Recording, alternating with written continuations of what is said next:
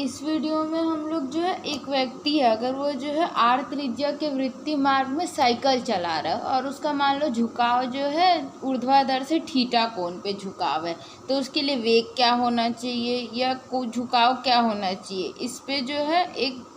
इस पे जो कई तरीके से सवाल आते हैं, लेकिन उनका जो हल होना चाहिए यानी डेरिवेशन वो एक ही आएगा। बस सवाल को जो है घुमा दिया जाता है, तो किस तरीके से घुमा कर दिया जा सकता है वो हम लोग आज देखेंगे और उसका हल कैसे लिखेंगे वो भी देखेंगे।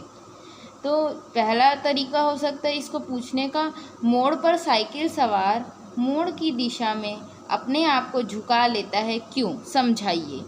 अब यहाँ पर क्या बोल रहा है, कोई मान लो मोड़ है, मतलब मोड़ वाला रास्ता है और उसमें क्या हो रहा है, कोई साइकिल सवार जा रहा है। अब जब मोड़ आता है तो अपने आप को जैसे चलाते हैं तो थोड़ा सा झुका करके चलाते हैं, तो वैसा क्यों करते हैं, इसका जो हमको समझाना। दूसरा तरीका पूछा जा सकता है, साइकिल के लिए उस सुरक्षित चाल का व्यंजक ज्ञात कीजिए जिस पर वह वृत्ताकार मोड़ पर फिसले नहीं। तीसरा तरीका क्या हो सकता है पूछने का, रेखीय वेग v से आर त्रिज्या की वृत्तीय परिधि पर चल रहे साइकिल सवार को ऊर्ध्वाधर से थीटा कोण पर झुकना पड़ता है। यदि गुरुत्वीय त्वरण स्मॉल जी हो तो सिद्ध कीजिए tan थीटा बराबर v²/rg। अब यहाँ क्या हो गया, जो लास्ट हमको व्यंजक मिलना था उसको ही दे दिया और इसको सिद्ध करो कह दिया है। जो चौथा तरीका है वो है, वृत्ताकार मोड़ पर साइकिल सवार को कितने कोण से झुकना चाहिए ताकि उसका संतुलन ना बिगड़े, गणितीय विवेचना कीजिए।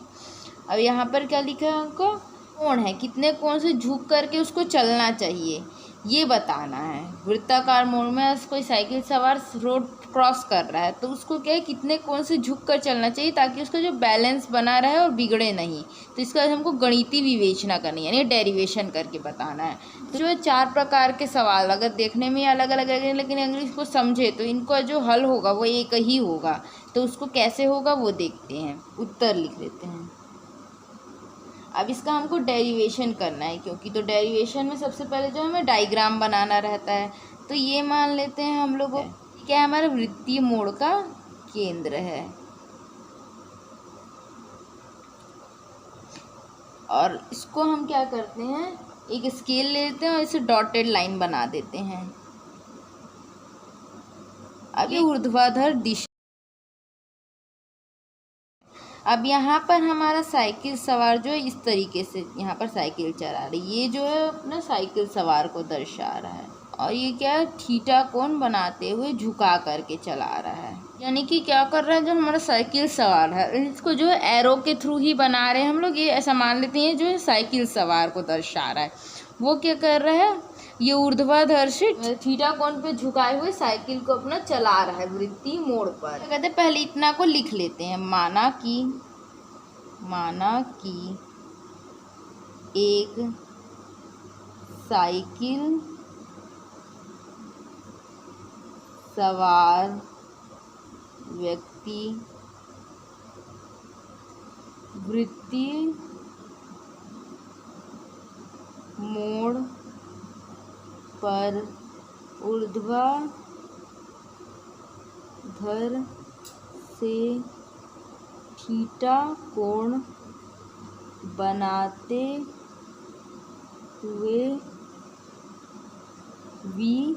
स्मॉल v वेग से चलता है, ये लिख दिया इसने दिया भी है। वेग को जो है हमको v लेना है और जो वृत्तीय मार्ग की त्रिज्या होगी वृत्ताकार मोड़, ये वृत्ताकार मोड़ की त्रिज्या क्या है, स्मॉल r है। क्योंकि जो है हमारा साइकिल सवार क्या है वो पृथ्वी की सतह पर, तो उसके भार के कारण एक बल क्या है नीचे की ओर लगता है। तो यानी जो ये हमारा ये है, ये मान लो हमारा साइकिल सवार का जो एक बॉडी की तरह ट्रीट कर सकते हैं हम लोग साइकिल से, उसका जो है केंद्र है, उससे जो भार होगा वो किस ओर लगेगा, नीचे की ओर एक भार लगेगा। और भार को हम कैसे लिखते हैं, mg से लिखते हैं, यानी mg नीचे की ओर लग रहा है।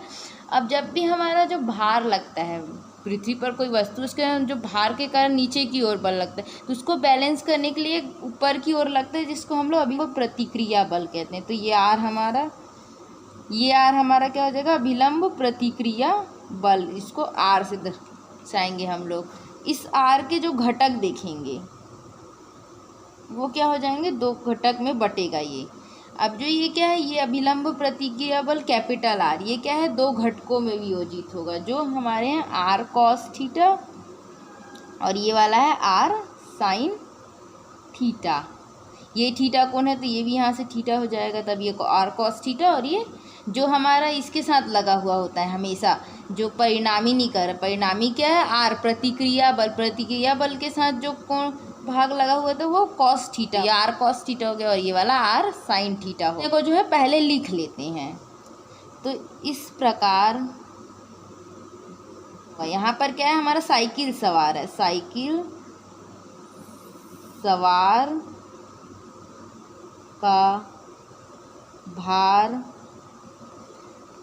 mg नीचे की ओर लगेगा, ये भार नीचे की ओर लग रहा है, वह एक बल जिसे प्रतिक्रिया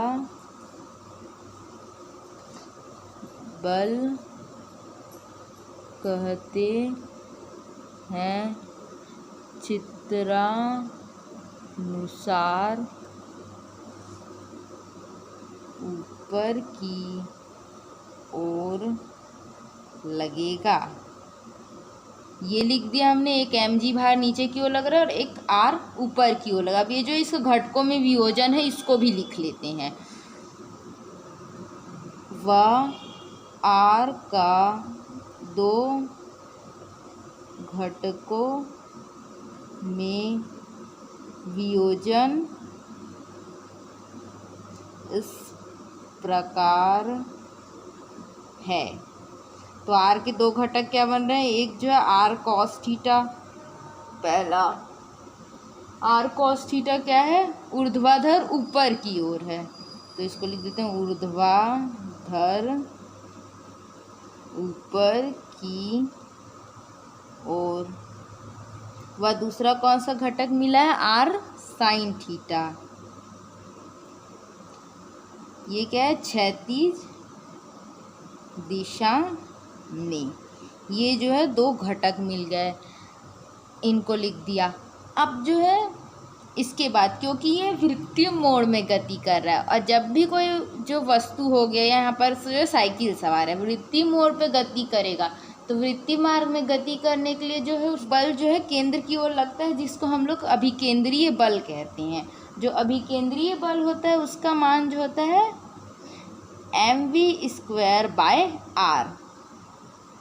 तो जो हमारा मान लो केंद्र इस तरफ है तो बल इस तरफ ऐसे लगेगा, ताकि वो जो है एक दूसरे जो वृत्तीय मार्ग में गति करने के लिए आवश्यक बल जो है किसके द्वारा प्रदान किया जाता है, किसी वस्तु को अभिकेंद्रीय बल की द्वारा। तो वो mv²/r का अभिकेंद्रीय बल यहाँ लग रहा होगा। जो वस्तु का भार है उसको जो है अभिलंब प्रतिक्रिया बल का ऊर्ध्वाधर घटक बैलेंस कर रहा है। उसी प्रकार जो यहाँ पर अभिलंब प्रतिक्रिया बल का क्षैतिज घटक है वो अभिकेंद्रीय बल को बैलेंस कर रहा है। तो इस प्रकार से जो है सारे बल एक दूसरे को बैलेंस कर रहे होंगे, तभी जो है वृत्तीय मार्ग में ये चीज़ जब होगी, मतलब ये सारे बल जो है एक दूसरे को बैलेंस करने चाहिए। हम क्या करेंगे, सिर्फ ये बलों को दिखाता हुआ एक रफ डायग्राम बनाएंगे। तो एक ऐसा सेंटर था, इसमें इस प्रकार लग रहा था बल, इस तरीके से।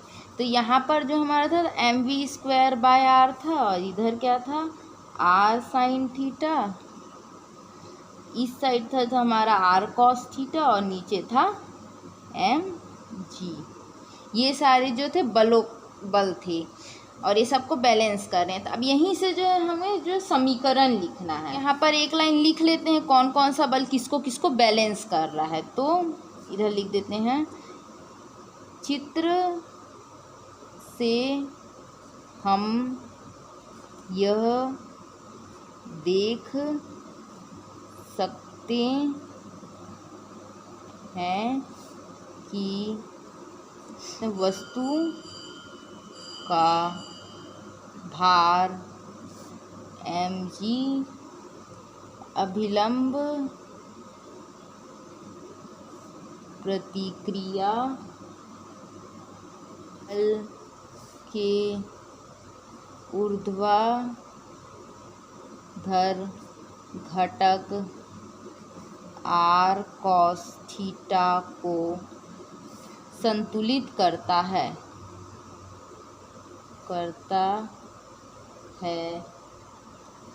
तथा क्षैतिज घटक क्या है, r sin थीटा mv²/r, जो कि क्या है हमारा विकेंद्रीय बल को संतुलित करता है। ये लिख दिया हम लोगों ने, कौन सा बल किसे बैलेंस कर रहा है। अब जो इससे समीकरण बनाते, क्योंकि हमको गणितीय विवेचना करनी है तो हमें यहाँ जो थ्योरी पे नहीं समीकरण पे बात करनी है, तो इसको लिख लेते हैं। अगर दो बल एक दूसरे को बैलेंस कर रहे हैं तो दोनों एक बल को लेफ्ट साइड में दूसरे को राइट साइड में लिखा जा सकता है ना, तभी वो दोनों साइड बराबर होंगे, तभी वो दोनों बैलेंस कर रहे हैं। तो एक साइड लिख लेते हैं हम r cos थीटा, दूसरे साइड लिख लेते हैं mg, इसे समीकरण 1 नाम दे देते हैं। वह दूसरा क्या हो जाएगा हमारा r sin थीटा बराबर mv²/r, इसको जो है समीकरण 2 नाम दे देते हैं। अब क्या करते हैं, समीकरण 2 को 1 से भाग देते हैं। समीकरण 2 को 1 से भाग देने पर, समीकरण 2 को 1 से भाग देंगे तो हमारा क्या मिल जाएगा, r sin थीटा बटे r sin cos थीटा, यानी दोनों का जो है लेफ्ट साइड को भाग दे देना, इधर साइड दोनों के राइट साइड को भाग दे देना है, v²/r बटे mg। यहाँ से r कैंसिल हो जाएगा और यहाँ m से m कैंसिल हो जाएगा, बच क्या जाएगा हमारे पास sin थीटा बटे cos थीटा बराबर v² बटे rg। अब इसको आगे हल कर लेते हैं। चूँकि अगर हम लोग त्रिकोणमिति जानते हैं तो त्रिकोणमिति में क्या होता है, साइन थीटा बटे कॉस थीटा, क्योंकि साइन थीटा बटे कॉस थीटा क्या होता है हमारा टेन थीटा होता है। तो उसका उपयोग करके क्या लिख सकते हैं इसकी जगह में हम लोग, टेन थीटा बराबर v² बटे rg।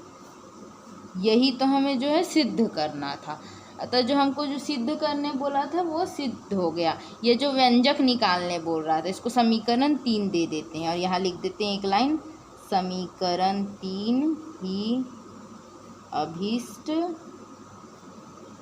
व्यंजक है। या सिद्ध करने को बोलता हो तो यहाँ पर लिख देते अतः सिद्ध हुआ।